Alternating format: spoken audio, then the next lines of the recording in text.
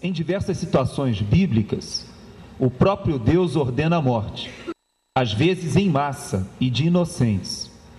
Será que para a construção e ou manutenção da paz na sociedade, o ato de matar em determinadas situações seja tão fundamental quanto o ato de amar?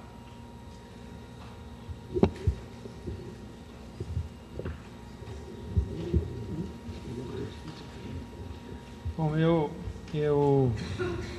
peço licença para fazer alguma correção na própria redação da pergunta. Aqui diz, em diversas situações bíblicas o próprio Deus ordena a morte. Eu diria, em raríssimas ocasiões na Bíblia, se não me falha a memória, 2, Deus manda matar. E isso que se fala da matança em massa da Bíblia hebraica ou do Velho Testamento, do povo de Israel, isso é o que hoje nós chamamos de genocídio, o que está absolutamente fora de propósito a partir da leitura do Novo Testamento. A complexidade desse genocídio é tamanha que só pode ser compreendida dentro da cultura da época, da história da época, das relações de divindades tribais e até mesmo a partir de uma leitura religiosa cristã da necessidade de preservar o povo que dará origem ao Messias. Em outras palavras, a resposta tem que ser religiosa porque o texto é religioso, a narrativa é religiosa, o contexto é religioso.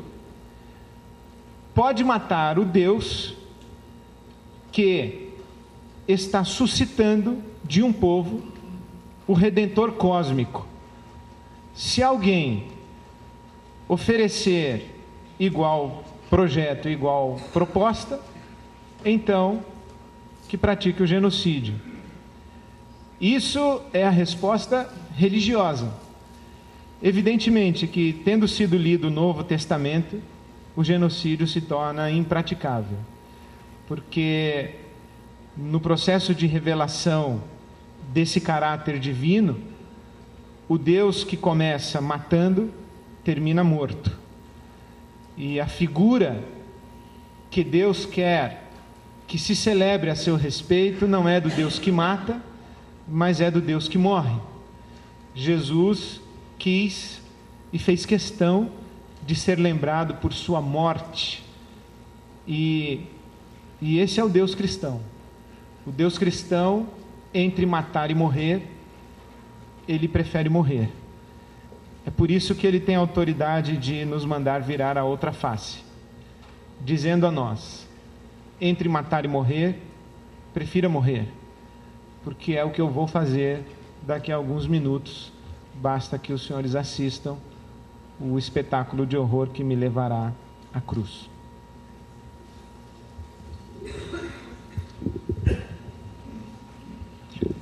O BOPE deu Ibope e pode continuar a dar Ibope. A Rede Globo ganhou a concorrência para a produção de um seriado do BOPE. Será que vai ser utilizado o sensacionalismo na TV brasileira vão apresentar a verdadeira luta contra a corrupção e o narcotráfico? É tirar proveito do sucesso para ganhar em função da violência ou para mostrar a farsa do sistema? A negociação com a Globo, ela terminou na semana passada. Sexta-feira a gente vai assinar o contrato. Mas a negociação, a gente pedia liberdade artística. Sem a liberdade artística, a gente não autorizava a produção da Rede Globo. E a Globo concordou com essa questão. Mas sensacionalismo, talvez não, mas o roteiro ele funciona com hipérboles. O roteiro funciona com antagonismos. Então é lógico, para que seja feito um roteiro, eu tenho que exagerar eventualmente, tem que ser. Isso eu digo que eu não exagerei no filme de Tropa de Elite, eu digo que a Polícia Militar do Rio de Janeiro é muito mais corrupta do que a gente apresentou no filme, muito mais. Mas eu fui acusado de exagero. O Paulo Henrique Amorim, jornalista, ele fez um artigo dizendo que não existia na história da polícia brasileira nenhum marginal que tivesse sido empalado por um cabo de vassoura. Ele disse isso com uma certeza, com uma propriedade, com uma convicção. E eu respondi a ele que na Polícia do Rio de Janeiro, na Polícia Civil, existem 2 policiais condenados por essa prática, na Polícia Militar tem 4. Então nós temos no Rio de Janeiro condenados por essa prática 6 policiais. Que o Paulo Henrique Amorim disse que não existia, que a gente tinha inventado numa hipérbole. Mas vamos utilizar exageros para a construção de roteiros. Mas vamos sair da favela. Vamos dividir a culpa com todo mundo. A ideia maior do roteiro, primeiro, a gente fez um acordo com a Globo que não permite mais que 12 episódios. Ou seja, quando começar a ficar bom, não pode ter mais. Para que não fique aquelas séries que você não suporta mais ver. Tem série que você não aguenta mais. Mas fizemos esse acordo e a gente chama de Bíblia no roteiro, a espinha dorsal do roteiro. A nossa Bíblia, a gente vai muito a bastidor. A gente vai muito a Assembleia Legislativa do Estado do Rio de Janeiro, a gente vai muito ao gabinete do governador, que dorme o sono dos justos, né? A gente vai muito ao gabinete do secretário de Segurança Pública. Aí você vai entender que aquele policial que acerta o Negueba em Vigueira Geral de noite, ele sequer queria estar ali, mas alguém determinou que ele estivesse ali. Aí vai entender também que aquele policial que te para numa blitz à noite e te pede R$50, o policial te pede R$50 na blitz. Você vai entender que aquele policial, ele dá esses R$50 para o capitão da companhia dele, que dá para o comandante do batalhão, que dá para o deputado que colocou o comandante na unidade. É isso. Rio de Janeiro nós tínhamos 40 batalhões na capital, no estado, e pelo menos 35 desses batalhões, os comandantes eram indicados por deputados estaduais, da base aliada do PMDB, 17 deputados estaduais da base aliada. Falo isso com muita tranquilidade, porque isso já foi notícia nos jornais do Rio de Janeiro, isso já foi denunciado até pelo próprio governador, que também é do PMDB, que cortou essa relação promíscua. Mas, senhores, por que motivo um deputado estadual nomeia o comandante de um batalhão? Não faz sentido, não faz sentido. Faz. Dinheiro de van, dinheiro de caça-níquel, dinheiro das milícias, dinheiro das clínicas de aborto, dinheiro do gato da net, dinheiro para campanha política. Então, é verdade. Aí nesse governo, graças a Deus, essa promiscuidade foi encerrada. A gente não tem hoje no Rio de Janeiro mais nenhum coronel comandante de batalhão e nenhum delegado indicado por deputado estadual. Apesar do governador pertencer ao mesmo partido que fez essa prática nos últimos anos. Um ex-chefe de polícia nosso, chamado Álvaro Lins, todo o staff dele está preso hoje. Todos os assessores do Álvaro Lins, ele tinha 4 assessores, estão presos no presídio de segurança máxima no Rio de Janeiro, em Bangu 1. E aqui no livro a gente fala de um chefe de polícia que os assessores são ligados ao caça-níquel e ao narcotráfico. E a gente fala também 4 assessores, mas não dá um nome. Na vida real, 4 assessores, depois do livro, foram presos e julgados e condenados, estão no presídio de segurança máxima. Então a gente pretende ir nesse universo, que esse universo é desconhecido pelo brasileiro hoje. Eu acho que isso vai ser muito bom para a gente. A respeito da levantada retroalimentação da violência, o palestrante Ed Renekiewicz diz que a violência não pode ser respondida com violência. Entretanto, se contradiz ao dizer que entende que o Estado deve matar para responder à violência, protegendo assim a sociedade. sua posição não seria política, indefinida e conveniente?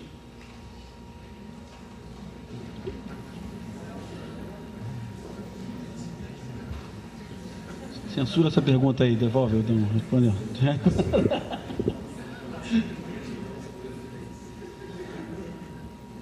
Eu acho que preciso esclarecer melhor e peço desculpas por não ter conseguido da primeira vez. O que eu tentei dizer foi que nós não podemos ter uma sociedade bárbara e o Estado tem responsabilidade de preservar esta convivência da sociedade. Por exemplo, o Pimentel falou da ditadura do narcotráfico. Não pode existir um governo paralelo, nenhum governo paralelo. Porque se você permite um governo paralelo, você permite todos os governos paralelos.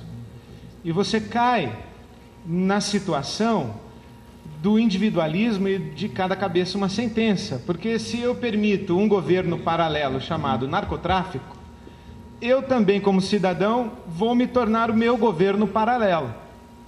E eu vou fazer o que eu achar que devo fazer e vou agir do jeito que achar que devo agir e vou fazer a justiça do jeito que eu achar que devo fazer. Então, quando eu digo que o Estado pode matar, eu digo que o Estado tem que agir de maneira contundente para conter a barbárie e o avanço do mal. Ponto. Esta ação do Estado para conter a barbárie vai implicar em determinado momento a necessidade de matar, sim. Nós não podemos imaginar o combate ao crime, ao mal que avança sem ser obstaculado na base do diálogo.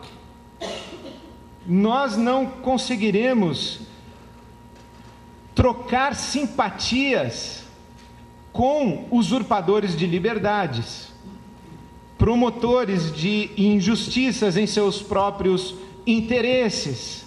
Nós temos que conter essa gente. Mas se nós permitirmos que cada um haja pela sua própria consciência para obstacular esse mal, nós caímos no faroeste, na barbárie. Então nós elegemos alguém que vai ter sim a legitimidade de conter esse mal. É o que nós podemos compreender na discussão que hoje se faz da ética da responsabilidade. A ética da responsabilidade implica a avaliação de danos e a avaliação do menor dano para justificar uma ação de contenção do mal. Essa aula nós acabamos de ter. Vamos entrar na favela para buscar o bandido. Não pode. O dano não justifica. Vamos entrar na favela em outro momento. Porque nós temos que ter uma ação contundente dentro da legalidade e atenuar o dano, mas nós temos que ter uma ação contundente dentro da legalidade. Então eu não estou defendendo um Estado que mata, porque um Estado que mata, ele tem que ser obstaculado. Mas um Estado que age para conter o mal e, neste exercício, acaba por matar, eu não vejo como nós saímos dessa situação. Até porque a Bíblia Sagrada defende a legitimidade da ação da autoridade civil e a Bíblia Sagrada, inclusive, diz que o imperador deve levantar a sua espada para promover a justiça. E eu penso que faz sentido e é uma postura muito mais realista e não tão angélica como nós queremos tentar conviver na sociedade. Há uma pergunta que foi feita e que cabe o comentário dos dois. Por que o público tem uma sensação de alívio quando vê a atuação do BOPE? É pela demonstração de autoridade numa sociedade que está órfã frente ao crime? É pela tortura? é pela eficiência do BOP quando a polícia comum carrega tantos fracassos? Não dá para o BOP ser eficiente sem fazer julgamentos pelas próprias mãos, com execuções sumárias? A guerra declarada contra o tráfico pode mesmo justificar a morte do inimigo sem o julgamento da justiça? Eu vou pedir que ambos façam comentários a respeito dessas perguntas e para que nós possamos atender nós temos muitas perguntas aí, possamos fazer comentários mais rápidos. Olha, o filme vai ser revisto daqui a 20 anos. Daqui a 20 anos, no momento que a gente estiver com um país um pouco melhor na questão da violência urbana, eu acho que as pessoas não vão se sentir mais aliviadas, não. Vão questionar o que hoje não questionam.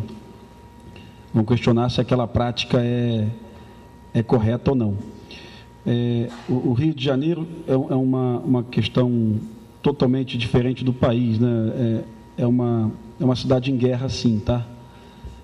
Se você buscar uma definição, até uma definição americana do conflito de baixa intensidade, definição que o exército americano usou durante a Guerra Fria para definir conflitos na América Central, conflito de baixa intensidade é um conflito de longa duração, altíssima letalidade e com engajamentos nível pelotão. O que é engajamento nível pelotão? Polícia com mais de 30 homens e bandido com mais de 30 homens. Se você for no conceito de conflito de baixa intensidade, que é um conceito da Escola de Comando do Estado-Maior do Exército Americano, o Rio de Janeiro tem todas as características, todas, de conflito de baixa intensidade. Se nós estivéssemos hoje ocupados pelo americano no Rio de Janeiro, o americano ia identificar a questão na favela do Rio de Janeiro, uma questão semelhante à de Bagdá. Talvez bem pior, porque a letalidade no Rio de Janeiro é maior do que a de Bagdá. Aí o policial começa a trabalhar num cenário de guerra, utilizando regras de guerra.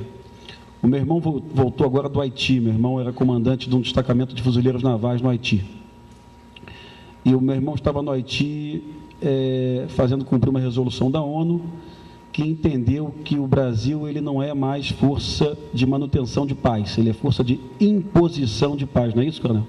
O Brasil hoje impõe a paz no Haiti. Meu irmão recebeu uma norma de engajamento da ONU que autoriza que qualquer militar brasileiro, até 100 jardas, isso é 90 metros, mate qualquer cidadão haitiano que esteja armado, sem dar voz de prisão. Quando eu olhei aquela norma de engajamento, eu falei, meu Deus do céu, se a Polícia do Rio de Janeiro tem isso, isso aqui é uma maravilha. Ou seja, seria o Exército Brasileiro está no Haiti hoje, utilizando um documento legal que permite. Por que isso? Porque entende a ONU que o Haiti está em guerra e que o governo brasileiro, a Força de Paz multinacional, tem que impor a paz. A Polícia do Rio de Janeiro não, trabalha ainda com o Código Penal e o excludente de ilicitude para a morte é legítima defesa somente. Mas o policial do BOP entra naquelas favelas do Complexo do Alemão, e eu digo para vocês que são 100, 150 marginais armados, de dia, não de noite, de dia. A polícia atingiu esses dias um objetivo específico dentro do Complexo Alemão. O Complexo Alemão são 18 favelas com 300 mil moradores. Atingiu um objetivo específico chamado Grota, onde a polícia não ia, há 10 anos a polícia não colocava o pé naquele local. E a polícia só conseguiu atingir esse objetivo através de uma técnica de emboscada. Ela foi para o mato, à noite, e esperou que uma outra unidade da polícia fizesse um martelo e bigorna, uma ação militar, e os policiais militares do BOP emboscaram os marginais, e eles foram alvejados a 200, 300 metros com fuzil de sniper, né? Isso aí, se você levar no pé da lei, no pé da letra, isso aí é homicídio com alguma qualificação ainda, sem chance de defesa, sem chance de fuga e tal. Mas o mandato policial assim permitiu. O mandato policial já entende que o Rio de Janeiro está em guerra.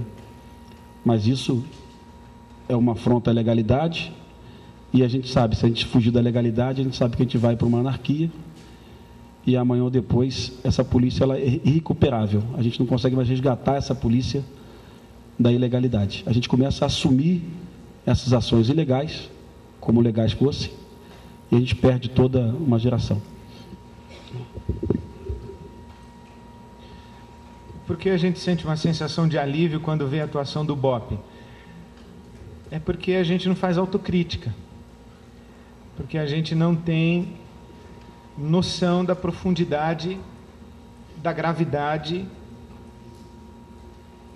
dessa barbaridade que é uma sociedade que precisa de um BOPE. Eu digo por mim, eu fiquei em estado de choque ao assistir o filme. Não me recordo de ter ficado num cinema sentado após o encerramento de um filme até o limite máximo em que eu podia ficar ali sentado. Eu fiquei em estado de choque, eu não fiquei aliviado. E nós temos dentro de nós um paraquedista francês. Nós não podemos esquecer isso. E esse paraquedista francês, ele precisa ser vigiado e controlado o tempo inteiro, porque nós sairemos rapidamente de heróis a torturadores e chegaremos a terroristas. É por isso que a gente se sente aliviado. Matar o meu filho é um crime hediondo.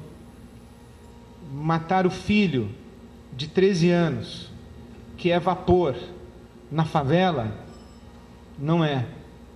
É um alívio. Por quê? É porque o paraquedista francês que mora dentro da gente, ele já tomou a nossa consciência. A guerra declarada contra o tráfico pode mesmo justificar a morte do inimigo sem o julgamento da justiça? Não, não pode. Não pode, porque nós não estamos lutando apenas contra o inimigo chamado narcotraficante. Nós estamos lutando contra a barbárie que é a nossa sociedade. E nós não podemos entrar no jogo da barbárie. Nós não podemos ser mais um bárbaro.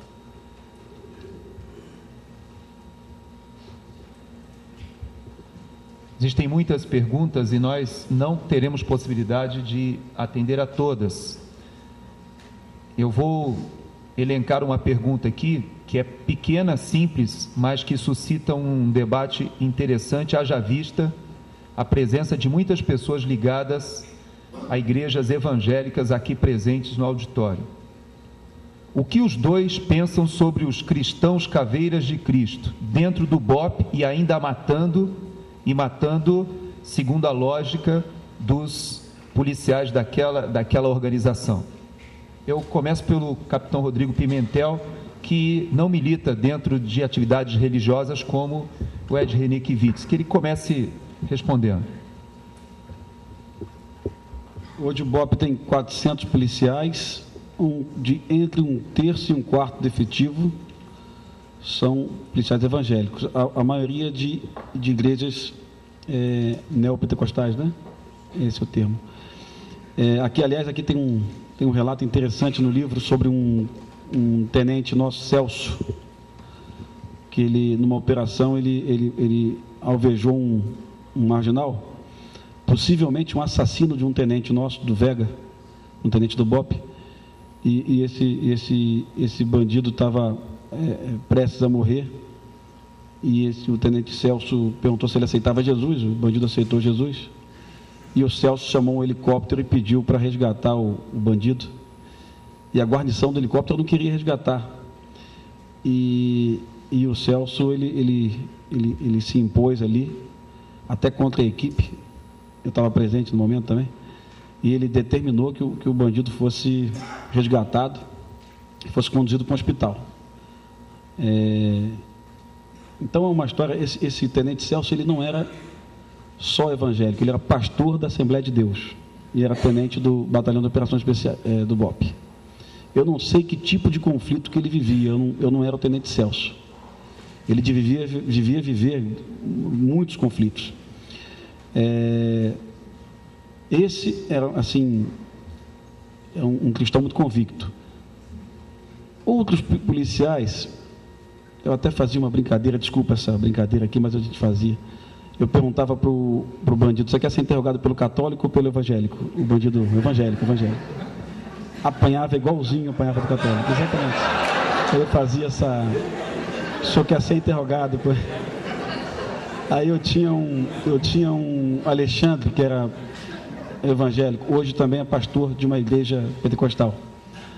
Alexandre, que ele quer ser interrogado por um evangélico. Mas era impressionante. Bom, e o Alexandre, ele é personagem do seriado Tropa de Elite. Eu construí um personagem, porque é tão interessante. Ele abandonou o BOPE. Ele um dia chegou no batalhão: capitão, não quero mais pertencer à unidade, eu quero ser pastor, estou saindo da unidade. E montou uma igreja evangélica. Ele montou perto da casa dele, e a igreja foi muito bem conduzida. Hoje a igreja está com um bom número de membros, e ele ama o que faz. Mas ele devia também ter conflitos. Eu tenho certeza que ele não batia feliz. Hoje o comandante da unidade, inclusive o comandante do BOPE, ele é cristão também. O coronel Pinheiro Neto, ele é presbiteriano.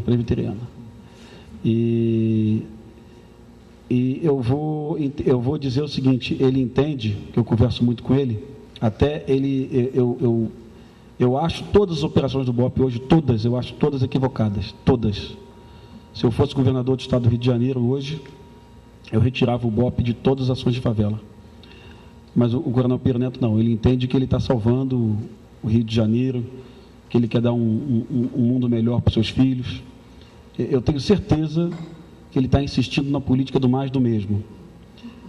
Mas ele acha que ele está fazendo o melhor para o país e tal. Mas digo que é uma pessoa que eu generalizei o Capitão Nascimento do filme Tropa de Elite. Uma pequena cena no filme Tropa de Elite, talvez eu devesse insistir nisso aí. Uma pequena cena, um tenente não concorda com a tortura. E ele chega para o Wagner Moura: olha, eu não concordo com isso, isso é errado, e você pode ter certeza que eu estou fora disso. Aí o Capitão Nascimento pede para ele sair: então pega esses bandidos aí e sobe da favela. Ninguém está aqui porque quer. Aquela cena eu não vi uma única vez na minha vida. Eu vi aquela cena no BOPE pelo menos umas 15 ou 20 vezes, de policiais. Esses policiais eram evangélicos, tá? Santiago, Celso, o próprio coronel Pinheiro Neto. Então eu acho que ele tem um grau ali ele suporta aquilo até um certo nível, mas deve ser um dilema, o coração deve ficar apertado. Talvez eles tivessem que estar aqui para dar esse testemunho, mas verifico neles que eles saem da unidade e eles buscam depois essa ideia, inclusive, de se tornarem pastores. Celso, Marques, Santiago, Alexandre, quem o outro também, Retumba, todos eles hoje são pastores. E há 10 anos estavam nas favelas, trocando tiro com bandidos e às vezes até pregando durante a operação policial.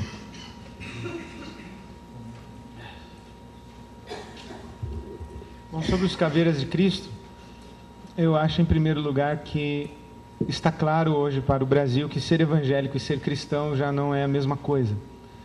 As duas palavras, elas não são sinônimas. Segundo, também para mim está claro que ser do BOPE não é ser bandido. E que um cristão pode ser do BOPE. Ou alguém acha que ser do BOPE é ser bandido? Terceiro, eu acho que é importante que os cristãos estejam comprometidos em todos os segmentos da sociedade. Vamos dizer aos cristãos do BOPE que saiam do BOPE. Vamos dizer aos cristãos que estão na política que saiam da política. Vamos dizer aos cristãos que estão no mundo corporativo que deixem o mundo corporativo. Aos profissionais de marketing que deixem o marketing. Onde nós vamos chegar? Nós não devemos convidar os cristãos a que saiam da arena social, mas a que atuem na arena social a partir da sua consciência e da sua fé cristã. Então eu gostaria de encontrar os cristãos que são caveiras de Cristo no BOPE. Não sei direito o que eu diria a eles, mas um abraço eu gostaria de dar neles, com certeza. Esse aí da esposa eu achei engraçado. Eu vou somente fazer mais uma pergunta, e nós temos muitas perguntas aqui, algumas inclusive migraram para o tema pena de morte, outras fazem comentários bastante interessantes sobre a questão de justiça social, e haverá um esclarecimento da nossa mestre de cerimônias em relação às perguntas não respondidas.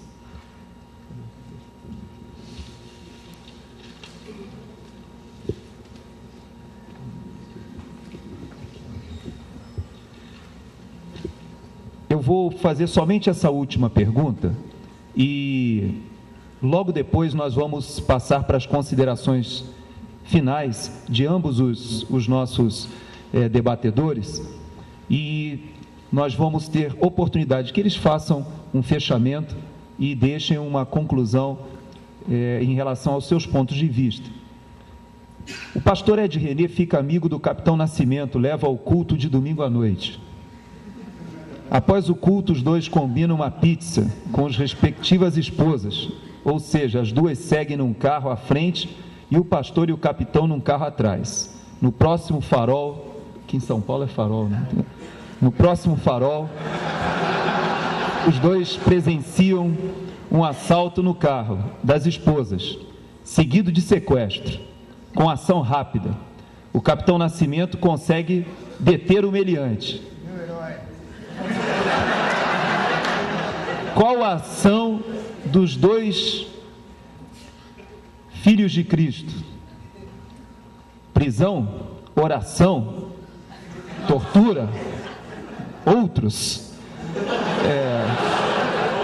Na realidade, eu vou aproveitar essa pergunta e vou solicitar que ambos os debatedores façam suas considerações finais e possam estar não só respondendo a essa pergunta, mas deixando uma conclusão para os nossos ouvintes dessa noite.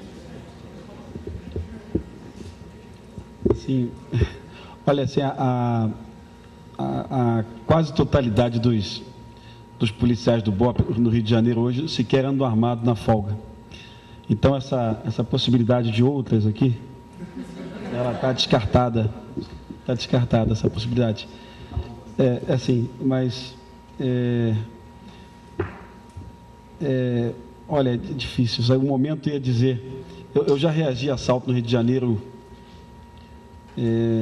reagi ao assalto, estava armado, rendi o marginal e matei o marginal, depois ele está rendido. E já reagi a assalto no Rio de Janeiro, que eu não matei, eu tomei a arma do bandido e levei ele para a cadeia. Então, aquele instante de ódio que vai definir o que eu vou deixar de fazer, o que eu vou fazer naquele momento. Talvez hoje, com esse esclarecimento, talvez eu não matasse, não. Mas, talvez com a maturidade de 36 anos de idade, talvez eu não matasse. Mas, tá difícil. Tortura ou outro? Tá. Vou considerar. Ontem, eu fui em Fortaleza ontem, eu conheci um capitão da Companhia de Operações Especiais de Fortaleza, capitão Plauto. E ele foi assaltado chegando em casa do lado da esposa. Ele mora perto de uma favela em Fortaleza. Olha que interessante, hein, gente? Só para a gente refletir o que acontece em Fortaleza hoje. Fortaleza, ela é a última capital do Brasil em homicídio hoje. Ela é a segunda cidade no país em concentração de renda, tá? Se desigualdade social provocasse violência urbana, Fortaleza seria a segunda cidade mais violenta do país. Não. Ela não figura sequer entre as 550 cidades mais violentas do país hoje. Então, Fortaleza é um laboratório para a gente entender o que acontece naquela cidade. Concentração de renda, miséria, pobreza, favela, tudo isso.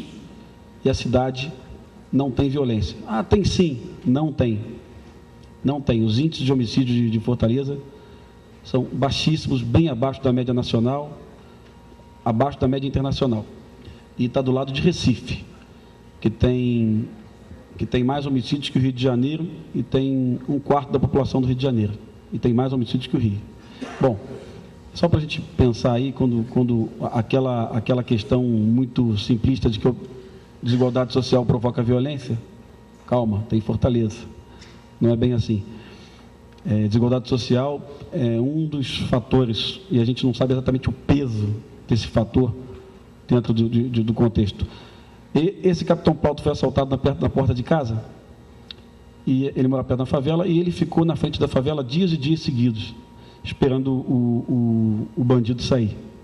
O bandido saiu, ele rendeu o bandido, e levou o bandido para um campo de futebol, onde tinha um time, 2 times de torcida de camisa diferente. Ele deu uma camisa para o bandido, jogou futebol com o bandido, e o bandido não entendeu nada, né? Estava sob a arma, né? Feito, vai jogar futebol. Aí, quando terminou o futebol, ele levou o garoto, era um menor de idade, levou o menino numa churrascaria, pagou um churrasco para ele e tal. E aí eu falei, mas Plauto, por que tu não foi lá e matou? Pelo amor de Deus. Aí o Plauto falou, mas Pimentel, eu já tinha feito isso em outras, não funcionou, então estou tentando fazer para ver se dessa vez funciona. Então eu saí de Fortaleza, um capitão da unidade de operações especiais. Hoje ele trabalha na Secretaria de Segurança Pública também, num projeto de responsabilidade social, e esse menino trabalha com ele no projeto. E ele me apresentou o menino, e eu fiquei meditando, porque o Romerito do filme Tropa de Elite, na verdade o Romerito era um informante que eu tinha no batalhão, que eu ajudei muito ele, e hoje ele trabalha comigo também. Ele trabalha na empresa de um amigo meu recebeu ele na empresa, ele já está com 21 anos de idade, e eu retirei ele da favela também, mas só o Romerito, outros não tiveram essa oportunidade. Então, é difícil responder isso, seria essa a minha consideração final. Vou partir para uma linha mais legalista, porque a linha da ilegalidade não deu certo, é só por causa disso. Se alguém me convencesse que matar está funcionando no Rio de Janeiro, talvez eu retornasse, mas não funciona e eu já constatei isso. Então, numa linha muito prática, muito lógica, matar no Rio de Janeiro não funcionou, só aumentou o ódio, só aumentou a morte de policiais. O Rio de Janeiro perde um policial morto a cada 2 dias e 2 policiais baleados por dia no Rio de Janeiro. No final do ano a gente chega com mais ou menos 450 policiais baleados, alvejados, paralíticos, e só piora nosso cenário. Então alguém pode se decepcionar, mas o Capitão Nascimento do filme, o cara amarelou, mudou de opinião. Não, quem assistiu Notícias de uma Guerra Particular em 97, tem 10 anos esse documentário, eu sou personagem desse documentário, nitidamente eu já estou desmotivado e não acredito mais no que a unidade faz. Isso há 10 anos. E o filme ficou pronto em 97, mas ele é de 96. Alguém assistiu aqui, por favor, Notícias de uma Guerra Particular? É interessante que é uma trilogia, tá? Eu acho legal que todos assistam. Então, o Capitão Nascimento, eu acho que está mais próximo do Capitão Pimentel de 97, do Notícias de uma Guerra Particular, do que esse personagem que foi montado aí para esse filme. Então, eu posso ser que eu tenha amarelado mesmo. Tá? Obrigado pela oportunidade de estar aqui. Eu tenho um e-mail, que é pimentelpm@oi.com.br. É fácil, é pimentelpm@oi. E todas as perguntas que eu não respondi aqui, eu faço questão de responder no e-mail. E também estou à disposição de vocês. Não esse ano, para o ano que vem, que esse ano está pesado. Eu venho a São Paulo pelo menos uma vez a cada 15 dias. Então, Se alguém quiser, Pimentel, quer dar um pulo aqui na minha igreja para falar alguma coisa, para apresentar um documentário, eu vou com o maior prazer do mundo. Tá? Em unidades também de polícia, também vou com o maior prazer do mundo. É o melhor que o filme pode fazer, é promover esse debate. A gente não ganhou o Oscar, mas a gente conseguiu, no momento que só se falava de corrupção no país, a gente conseguiu inserir na pauta a questão da violência urbana, a questão da segurança pública. Então esse é o maior legado do filme. Ninguém tira esse presente do filme aí. E pode ser que em 2009 a gente concorra também, tá? Não como filme estrangeiro, como filme doméstico nos Estados Unidos. Tá? Esperem um documento, uma minissérie assim, mais inteligente, mais reflexiva do que o filme Tropa de Elite. Muito obrigado, hein?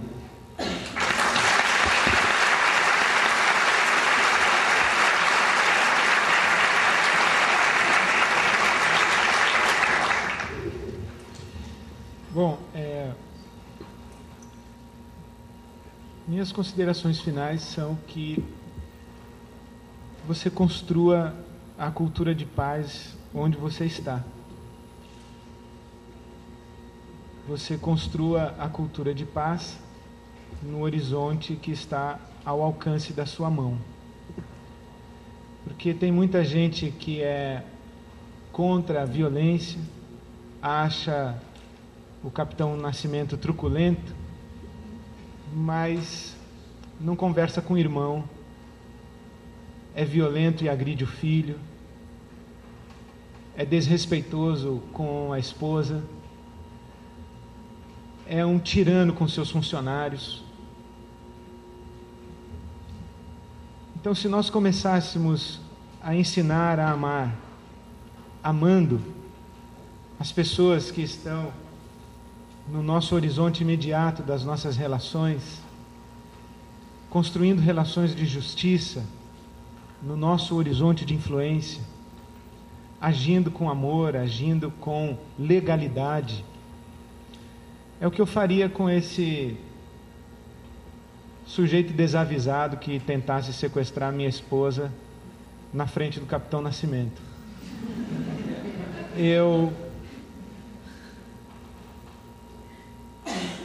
buscaria submetê-lo à lei, porque ele há que responder à sociedade pelo seu ato, e buscaria amá-lo, não permitir que o meu coração fosse contaminado pelo ódio. Eu buscaria amá-lo. Eu acho que aqui em São Paulo nós temos um exemplo extraordinário da família Ota,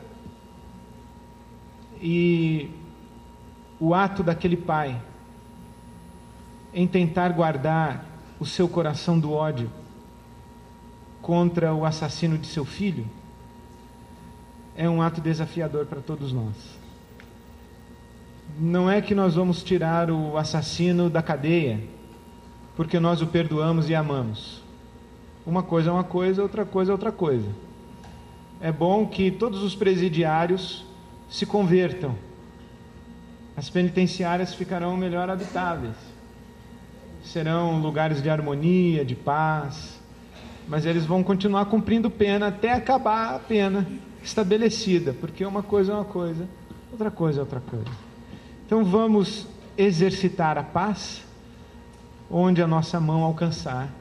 E assim nós estaremos dando talvez a mais significativa contribuição para a construção de uma cultura de paz. Que Deus nos ajude nesse caminho, que Deus abençoe a todos. Boa noite, muito obrigado.